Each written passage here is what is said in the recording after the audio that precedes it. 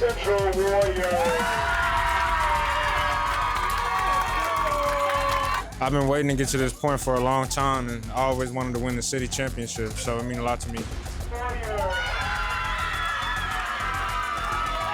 It means a lot to be MVP. It's a very special accomplishment, and I like it because I've worked hard for 3 years in bowling, and yeah, it's just a great accomplishment to get.